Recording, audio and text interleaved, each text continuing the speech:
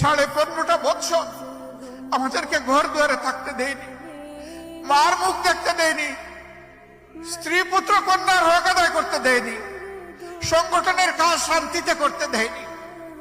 আমরা যখন পালিয়ে বেরিয়েছিলাম তখন বুক খুলে আপনারা আলিঙ্গন করে আমাদেরকে আশ্রয় দিয়েছে। জীবনের ঝুঁকি নিয়ে, ইজ্জতের ঝুঁকি নিয়ে আপনারা আমাদেরকে আশ্রয়, আমাদেরকে ধরতে এসে আপনাদেরকে ধরে নিয়ে গিয়েছে। এক পর্যায়ে আমাদেরকে মুক্তি দিয়েছে, কিন্তু আপনাদেরকে মুক্তি দেয় নাই, জিদ মিটিয়েছে। কেন তোমরা তাদেরকে আশ্রয় দিলে?